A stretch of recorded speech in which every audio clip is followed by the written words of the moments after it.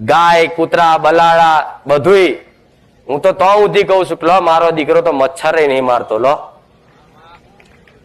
કદાચ બાથરૂમમાં જ્યાં હોય નાવા જ્યાં હોય અને કદાચ કીડીઓ ઉભરાઈ હોય ને તો મારો દીકરો વિચારે ક્યારો આ કીડીઓ ભગવાનનો એક અંશ છે.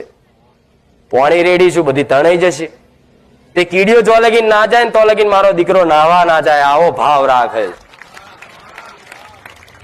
અજાણતાથી થઈ જાય વસ્તુ જુદી છે. કીડી છે તો મરી જાય, પગમાં હેંટતા ચાલતા મરી જાય ચાલે, પણ આમ કીડીઓ જોતા હોય ને દીકરીઓ હાવેણી વારતી હોય ને તો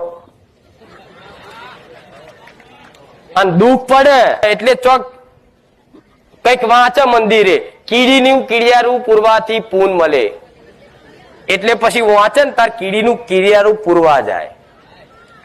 આવા કાચંડા જેવા રંગવાળા માતા ગમે?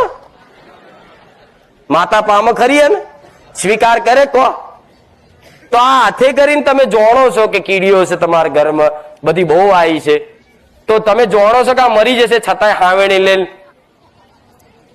ઘરમાં કદાચ જો કદાચ નોની અમથી બોરી બોમડી નીકળી જાય તો ટીચી નાખા.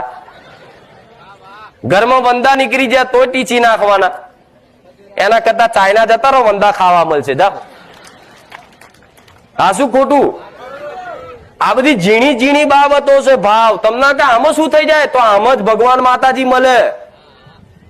ભગવાને મનુષ્યને આલી, સમજ આલી, બુદ્ધિ આલી, શક્તિ આલી, અનાજ આલ્યું, તાકાત આલી, બળ આલ્યું, બધું આલ્યું. શું કામ?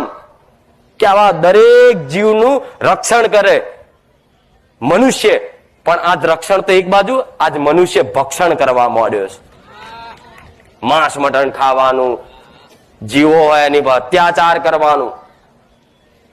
જો એ જાનવરોની દયા શું ભગવાનને નહીં આવતી હોય? ભગવાનને દયા આવતી હોય પણ ભગવાન ઉપર છે.